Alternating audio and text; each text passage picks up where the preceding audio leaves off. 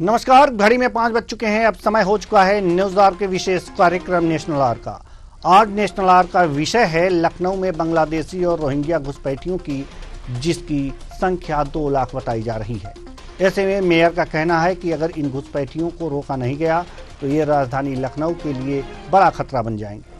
आज इन्हीं घुसपैठियों पर करेंगे चर्चा, तो आइए शुरू करते हैं नेशनल आवर।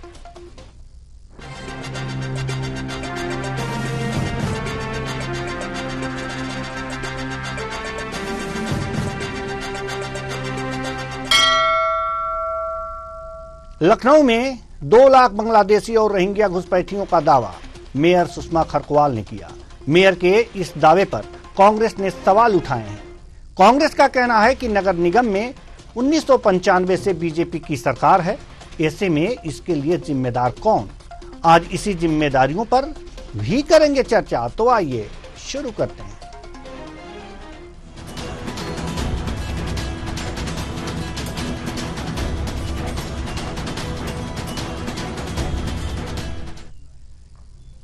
लखनऊ में 2 लाख बांग्लादेशी और रोहिंग्या घुसपैठी रह रहे हैं। इस बात का दावा लखनऊ की मेयर सुषमा खरकवाल ने की।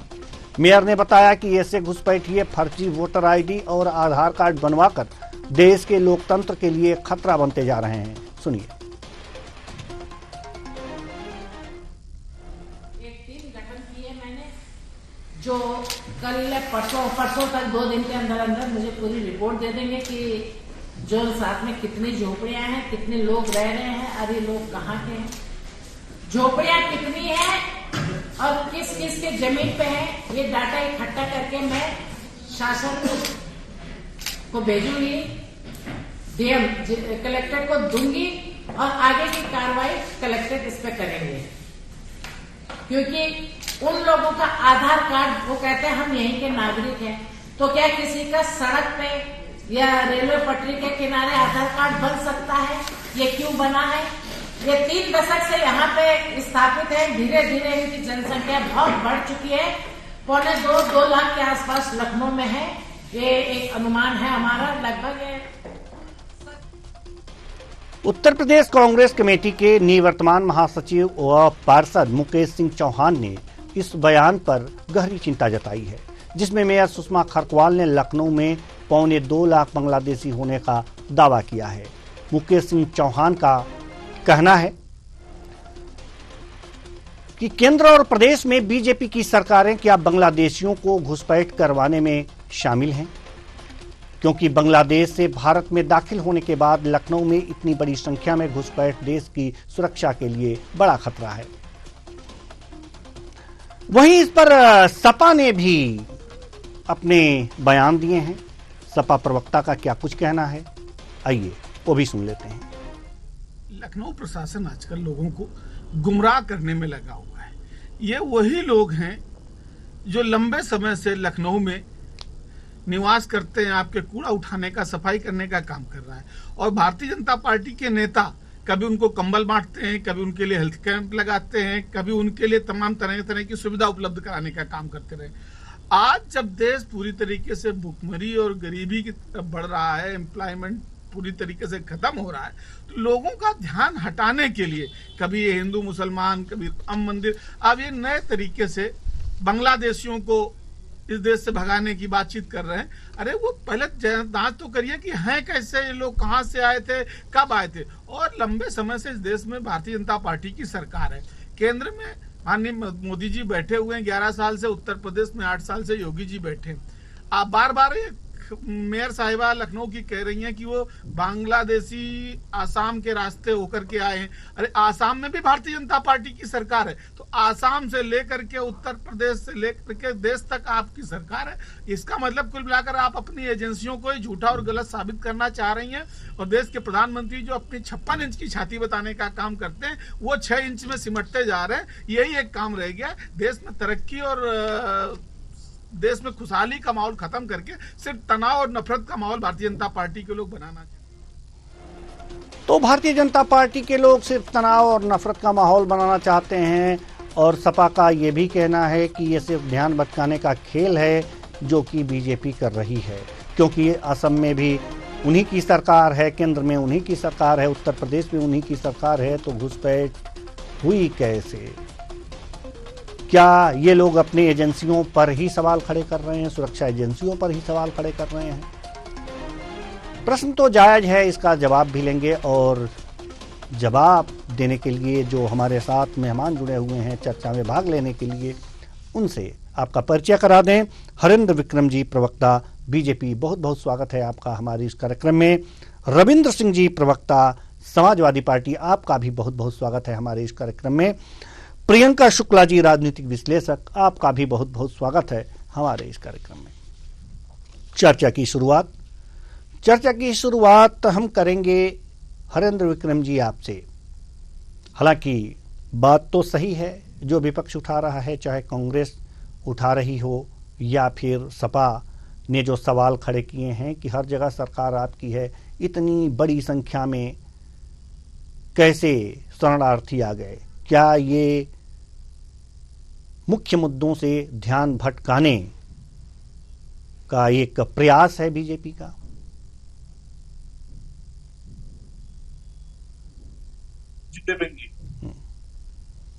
चिंता का विषय है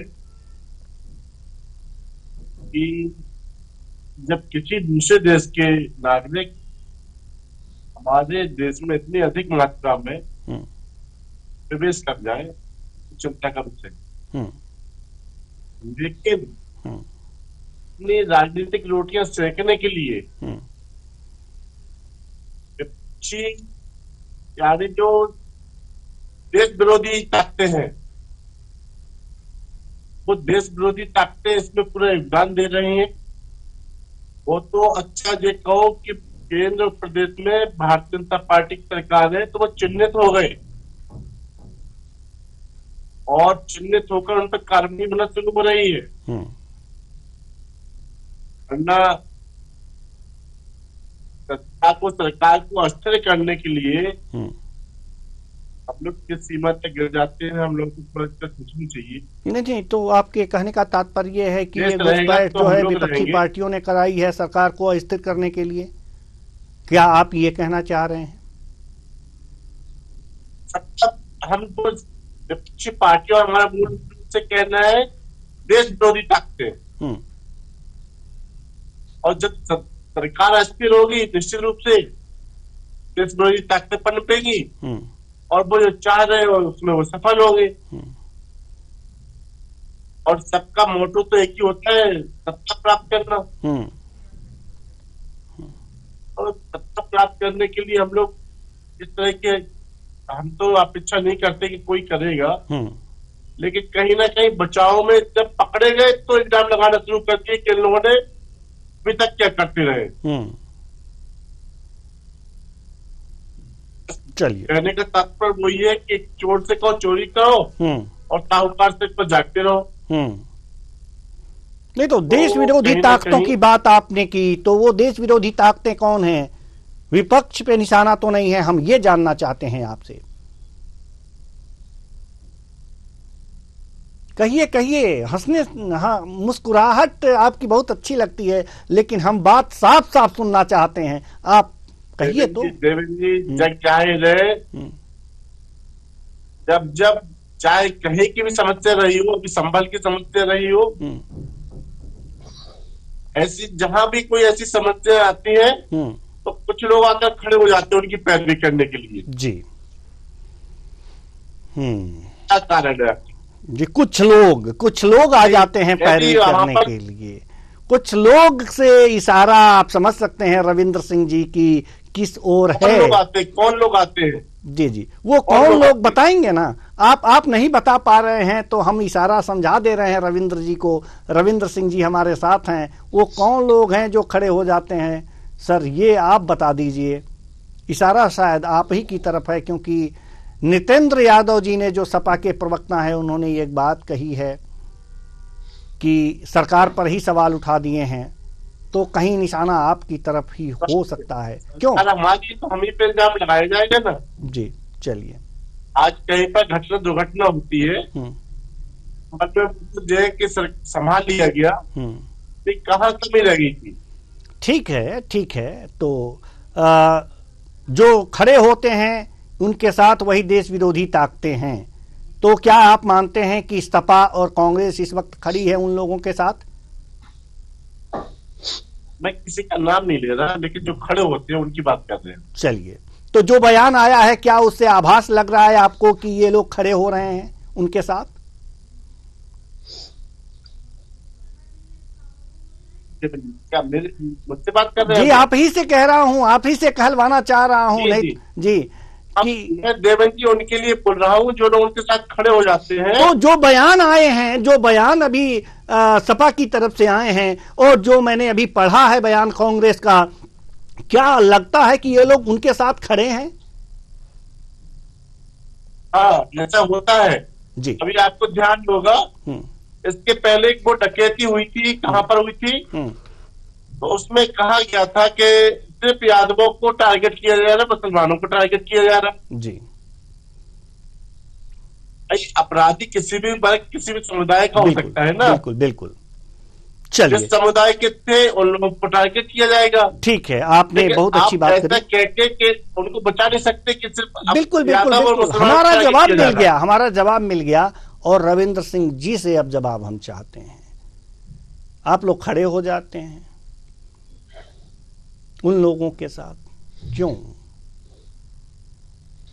समाजवादी पार्टी तो हर शोषित, वंचित, दलित, अल्पसंख्यक सबके साथ खड़ी हो जाती है। जी। सवाल बांग्लादेशी घुसपैठियों का है और रोहिंग्या घुसपैठियों का है। तो बांग्लादेशी घुसपैठी बांग्लादेश, रोहिंग्या मतलब बर्मा के घुसपैठी।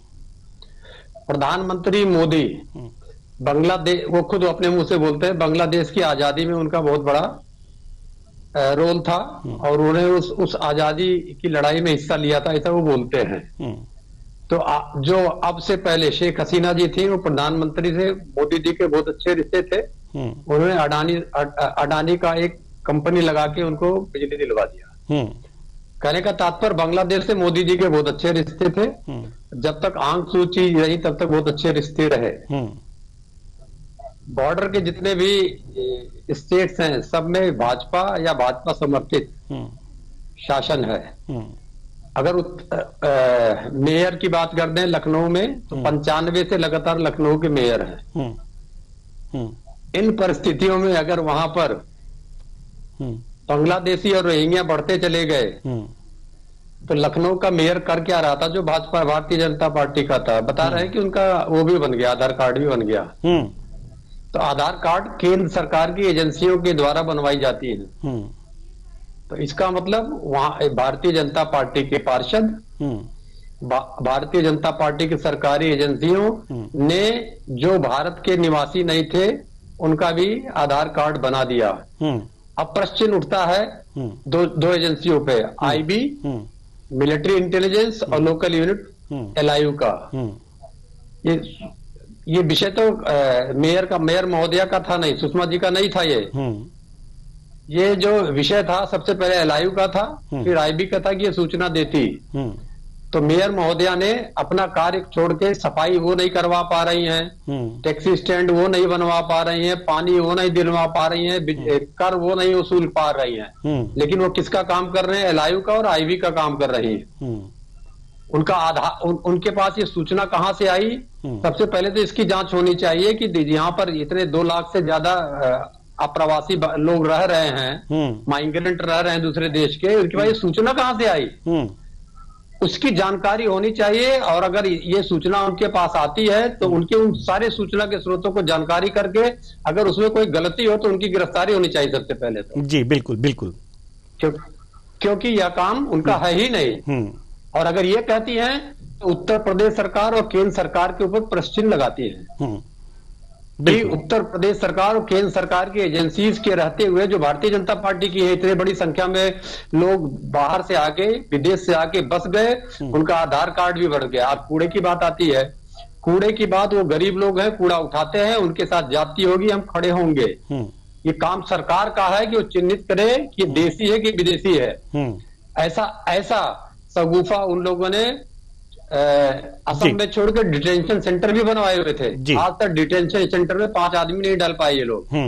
तो ये झूठ बोलते हैं, उन्माद फैलाते हैं, जन कल्याणकारी योजनाएं इनकी फेल हैं, जनता का फायदा नहीं कर पाए। उत्तर प्रदेश सबसे गरीब, सबसे अपराधी, प्रति व्यक्ति आय सबसे कम, तो उसका बहाना लखनऊ के उन गरीब निवासियों पे थोप रहे हैं, जिनके साथ कोई खड़ा होने वाला नहीं है। तो हम लोग मजबूती से खड़े हैं और खड़े रहेंगे। अगर ये पता, एक सेकंड बस, अगर ये पता लगा विदेशी नागरिक हैं तो उनका डिपार्टेशन करवा दे भारत सरकार। जी बिल्कुल। प्रियंका शुक्ला जी, राजनीतिक विश्लेषक, हमारे साथ आप जुड़ी हुई हैं। आपने हमारे दोनों मेहमानों को बड़े धैर्य से सुना।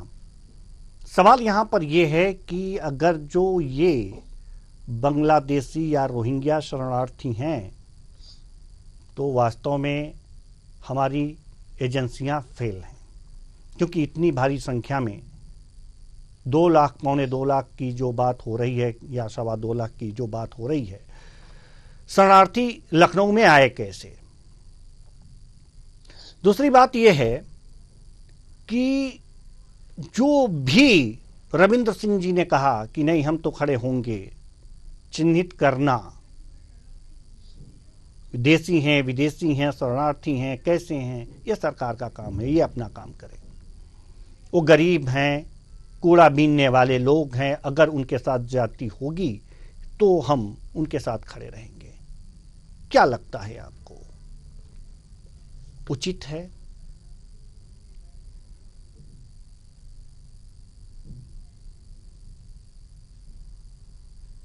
जी प्रियंका शुक्ला जी।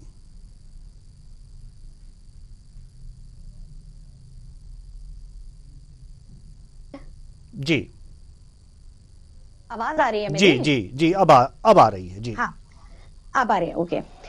पहले तो देवेंद्र जी ये बताइए, ये रोहिंग्या जी, ये जो रोहिंग्या हैं वो आज आए हैं क्या देश के अंदर? बांग्लादेश के जब पार्टीशन के बाद क्या ये आज आए हैं? हमारा अब इन पे नजर गई है? मतलब क्या बातें करते हैं ये लोग। आज बांग्लादेश का इतना बड़ा जब कांड हुआ और उन्होंने हिंदुओं को इतनी दुर्गति पर लेकर आकर स्थितियां करी, तो अब रोहिंग्यों के ऊपर आकर खड़े हो गए सारे के सारे। मेरा कहने का मतलब ये शुरुआत से ही शरणागत भारत की एक परंपरा गई है कि आओ शरण में हमारे, और जिसको कहीं शरण नहीं है वो भारत में आ जाओ। इसीलिए जो आपने अभी नाम लिया, जो भी प्रधानमंत्री रही है उनकी, क्या नाम था उनका, बांग्लादेश की जो प्रधानमंत्री थी, वो आके शरण में यही आई थी अभी, है ना। तो मेरा कहने का मतलब ये है कि यहाँ पर 2 लाख शरणार्थी आ गए, सुषमा जी कह रही हैं आ गए, सपा वाले कह रहे हैं कैसे आ गए, बीजेपी वाले कह रहे हैं कि तो ये कांग्रेस की सरकार के समय से, जब शुरुआत में पार्टीशन हुए थे या हो रहे थे, सरकारें थी, तब से ही तो आ रहे हैं। बस बात ये है कि इनको रोका क्यों नहीं गया, और इनको अपने भारत का हिस्सा कैसे बना लिया गया। अब आधार कार्ड और ये सब की जो बातें हो रही हैं कि नागरिक हो गए भारत के। और आज जब बांग्लादेश का समाचार आया और बांग्लादेश में इतनी हाहाकार हो गई हिंदुओं की, तब सब लोग जागृत हुए, तब विरोधी रैलियां निकलना शुरू हो गई, तब उनको कूड़े वालों को पकड़ पकड़ के यहां से निकालो, या पहले भी तो वो कूड़े वाले कूड़ा उठा रहे थे। पहले क्यों नहीं जागी? 30 त्योहार जी, पहले क्यों नहीं जागी? और 30 त्योहार पे आप उनको त्योहार ही भी दे रहे थे। जी बिल्कुल। सर्दियों में कंबल भी बांट रहे थे, सर्दियों में कंबल भी बांट रहे थे। उन्हीं फुटपाथ पे पले हुए लोगों को तुम जो है सर पे बिठा के फोटो खिंचा रहे थे सारे के सारे। मैं अभी अगर फोटो का अगर वो वीडियोस देखूं, पिछले साल के फोटोज आप निकालिए, उसमें सपा के भी होंगे नेता, कांग्रेस के भी होंगे, बीजेपी के भी होंगे, सारे के सारे होंगे। देवेंद्र जी, मैं बहुत खुल के बात करती हूँ, इसीलिए शायद हो सकता है कभी किसी को वो लगे, लेकिन ये सच है। हर सरकार ने इनको कोऑपरेट किया है, हर सरकार ने। और आज जब बांग्लादेश की बात आई है तो अब बीजेपी के नहीं, बांग्लादेश की बात आई है तब ये बात उठी है, या फिर सपा का ये कहना है कि नहीं, सपा का ये कहना है कि जब बात मुद्दों पे आती है, विकास पे आती है, तो ध्यान भटकाने के लिए बीजेपी इधर उधर की बातें करती है, और उसी इधर उधर में एक ये भी है जिस पे बात हो रही है। देखिए, ध्यान भटकाने की बात है तो ध्यान सरकार का, चाहे सपा की हो चाहे बीजेपी की, सरकार का ध्यान मुद्दों पे है ही कब? कभी नहीं है। हमेशा से कोई ना कोई ऐसा एक क्रिएट हो जाता है, एक भूत सा, कि उसी के पीछे सब भागते हुए नजर आते हैं, उसे भगाते हुए नजर आते हैं। तो इसलिए ये बातें मुझे ऐसा लगता है कि भूत क्रिएट कौन करता है? बीजेपी। आप कहना क्या चाहती हैं? भूत बीजेपी क्रिएट करती है और सभी उसके पीछे। जी, मैं किसी राजनीतिक पार्टी को इसलिए नहीं कह रही क्योंकि यहाँ पर लंका में 52 गज के सभी हैं देवेंद्र जी। जी, लंका पूरी 52 गज की है, तो मैं किसी एक को तो कह ही नहीं सकती हूँ कि बीजेपी है या सपा है या कुछ है। जिसकी लाठी उसकी भैंस हो जाती है। तो इसलिए ये मेरे कहने का मतलब है, आज बीजेपी की सरकार है तो ये मुद्दा बीजेपी की सरकार के सामने आया। बांग्लादेश की लड़ाई और ये सब, इसमें प्रधानमंत्री नरेंद्र मोदी, योगी आदित्यनाथ जी, ये सब इसमें इन्वॉल्व होकर के चीजों को देख रहे हैं। लेकिन ये चीजें तो बहुत पुरानी है ना, ये तो पार्टीशन के समय से। लेकिन अब इनको किस तरीके से, बात मुद्दे की ये है कि कैसे आए, अब इसमें विचार छोड़ दीजिए। अब इनके लिए करना क्या है और इनको यहां से कैसे निकालना है और कैसे अपने भारत को बचाना है, कैसे सुरक्षा बचानी है बॉर्डर्स की जी, कि ये आए और किसने भी कर दी है अंदर, तो उस पर विचार करिए। जी जी, तो ये बताएंगे ना, हरेंद्र विक्रम जी तो ही हैं, ये बताएंगे कि आखिर अब तो जो हुआ सो हुआ, अब आगे की सुध ले। तो ये आगे की सुध कैसे लेंगे आप? जी, हरेंद्र विक्रम जी।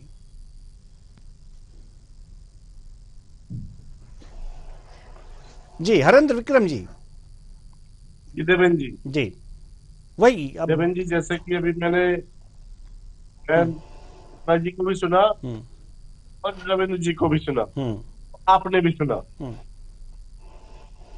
जब तक हम साबित नहीं कर देंगे जो रोहिंग्या है, तब तक भी उनके साथ खड़े रहेंगे, उनकी मदद करते रहेंगे। जी, ये तो वही बात हुई ना, जब हमारी देश की सेना ने पाकिस्तान में घुसकर आतंकियों के अड्डों को तहस नहस किया था और कई आतंकी उसमें मारे गए थे।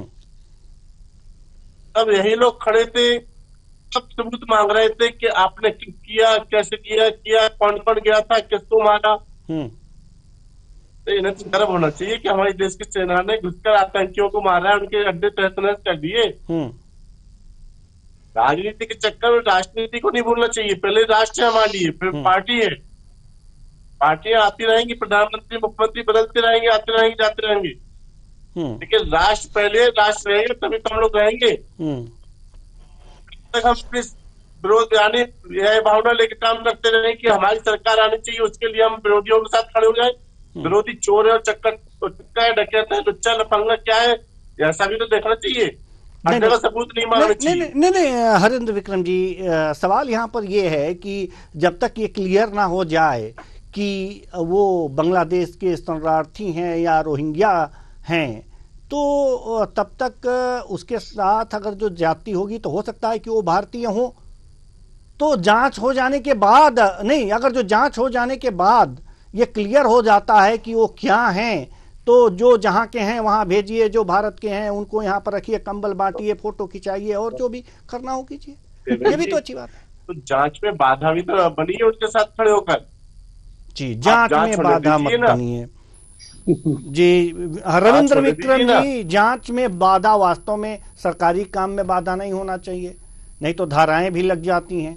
तो वास्तव में हरेंद्र विक्रम जी का कहना है कि जो हुआ सो हुआ, अब जांच हो रही है, तो उनमें जो ये छांटा बीनी वाला जो काम होगा कि जो रोहिंग्या हैं, जो बांग्लादेशी शरणार्थी हैं, मतलब जो म्यांमार से आए हैं, जो बांग्लादेश से आए हैं, इन लोगों की पहचान की जाएगी। उसमें आप लोग सहयोग कीजिए, इनके सहयोग कीजिए, और बाद में जो बच जाएंगे उनके साथ हो लीजिएगा, ये भी अच्छी बात है। देखिए देवेंद्र जी, ये मामला घुसपैठ का है, तो घुसपैठ केवल 2 देश से नहीं हुई है, तिब्बत से भी हुई है पाकिस्तान से भी हुई है, अफगानिस्तान से भी हुई है, श्रीलंका से भी हुई है, बहुत छोटी मात्रा में ईरान से भी हुई है। तो अगर बात किया जाए तो समूची बात करनी चाहिए। खाली 2 देश की बात करके अगर आप बात करते हैं, इसका मतलब कि केंद्रीय स्तर पर भी आप सेलेक्टिव हैं घुसपैठ के लिए। मतलब भारत की चिंता नहीं है, आपको अपनी राजनीति की चिंता है। अब रही बात जांच करने की, जांच में बाधा करने की, एक भी ड्राइव अगर जांच करने की कि घुसपैठियों के बारे में जांच करने की भी एक भी ड्राइव पिछले 10 सालों में केंद्र सरकार ने और लगभग 7-7.5 सालों से ज्यादा उत्तर प्रदेश सरकार ने चलाई हो तो बता दे। बाधा तो बात की बात है, चलाया नहीं इन्होंने। अब रही बात घुसपैठ की जांच की बात, तो घुसपैठ की जांच बॉर्डर के स्तर पर मिलिट्री इंटेलिजेंस, बीएसएफ वगैरह मिलकर करती है, रॉ भी करती है, इनपुट देती है, खाली करती नहीं है, इनपुट देती है।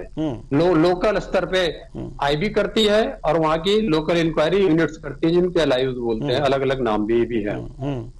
इसमें सरकार का क्या काम है? सरकार यही काम कर दे कि आप इसकी जांच करते रहिए, ये उनका निरंतर काम है।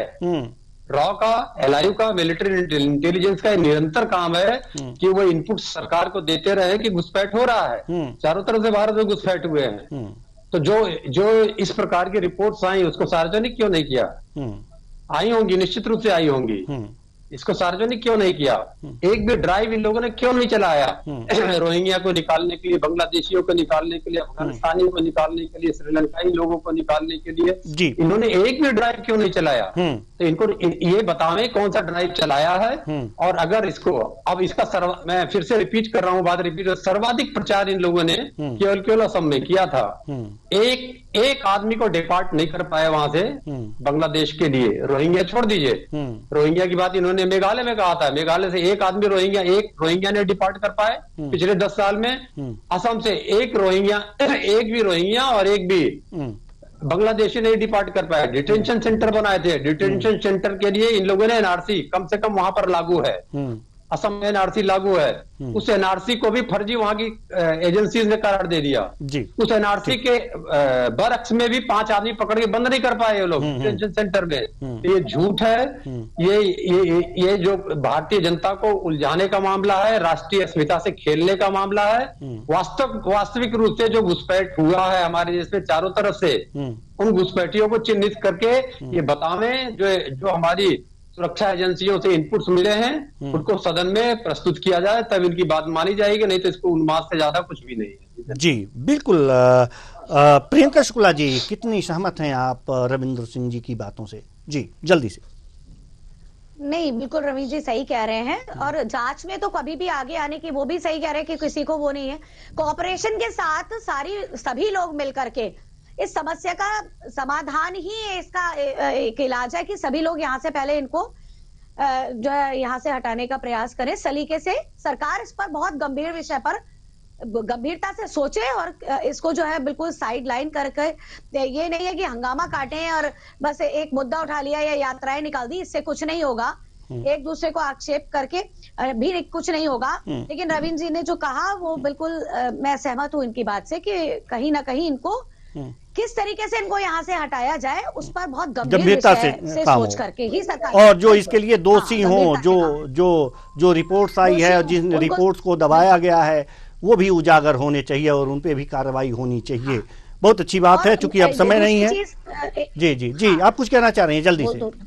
हाँ, मैं ये कहना चाह रही हूँ कि देखिए, तिब्बत से लेके तिब्बत से लेके सारी सुरक्षा की बातें कही कि एक तिब्बत का, पाकिस्तान का और केवल और देशों की बात नहीं है, या बांग्लादेश के बॉर्डर्स की बात नहीं है, या अफगानिस्तान के सारे बॉर्डर्स को किस तरीके से हमें व्यवस्थित करके अब कार्य करना है, क्योंकि अब ये बहुत राजनीति, अंतरराष्ट्रीय स्तर की राजनीति का हम हिस्सा है।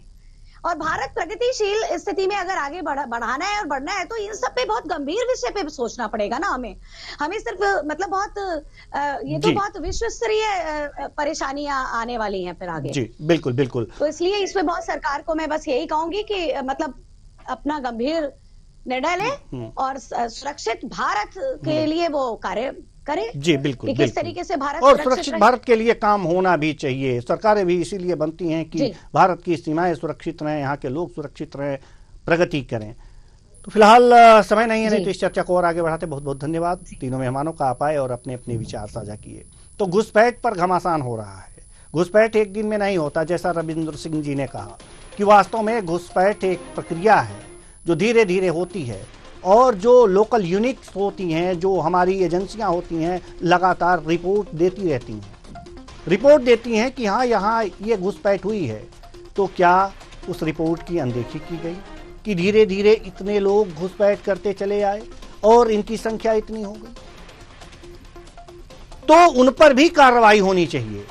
सदन में इस बात को रखा जाना चाहिए कि वास्तव में ये रिपोर्ट रखी जानी चाहिए। नहीं आई तो रिपोर्ट क्यों नहीं आई, आखिर ये कहां से आए, कैसे आए, इस सब पर भी बात होनी चाहिए, विस्तार से बात होनी चाहिए कि आगे कोई ढिलाई ना बरती जा सके।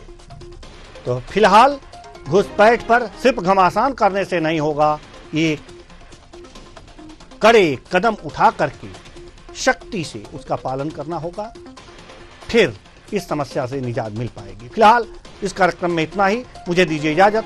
नमस्कार।